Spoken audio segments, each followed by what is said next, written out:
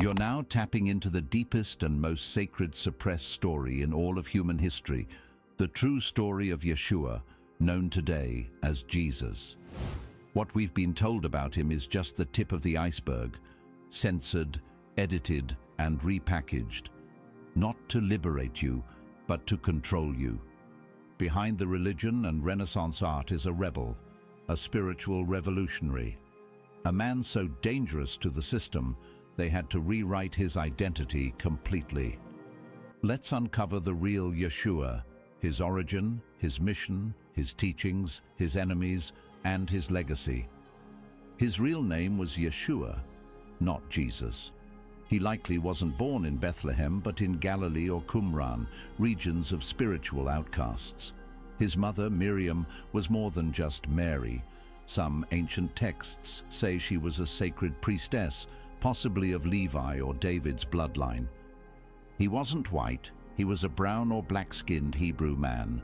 Revelation 1:14 says, "His hair was like wool, his feet like burnished bronze," not a European man with blue eyes. He came from the tribe of Judah, a bloodline some believe includes today's African-American descendants. Some say his father was Yahweh, the Most High. Others say Yeshua was the incarnated soul of an ascended master, a watcher, or even a light-sided Anunnaki, a divine being who came to awaken those trapped in the reincarnation cycle of Earth. Yeshua's teachings were radical. He said the kingdom of heaven is within, not in a temple, not behind a priest, but inside you.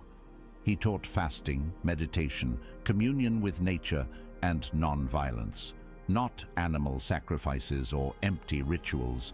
He was plant-based. In the Gospel of the Nazarenes, he said, "They who partake of the flesh of slain beasts partake of the table of death." His way of life was pure, free from blood, violence, or slavery to the flesh. He didn't just teach love. He called out corrupt systems, religious and political. "Woe to you, teachers of the law! You shut the kingdom of heaven in people's faces." He flipped the money changers' tables and refused to pay tribute to Caesar. His mission, to wake up the lost, the fallen, light beings who forgot who they were and got stuck in flesh and illusion. He came to break the matrix, to show them how to realign with Source and ascend. He wasn't killed for being peaceful. He was killed because he was a threat to the Roman Empire, to corrupt religion, and to the elite of the time. He exposed their lies, and they erased his truth.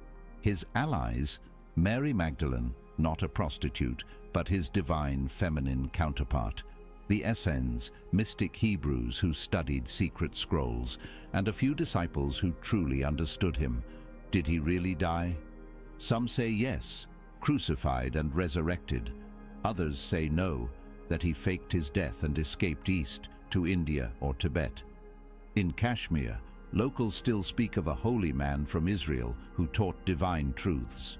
Some believe his death was symbolic, a ritual to leave his body, activate light codes, and return in divine form.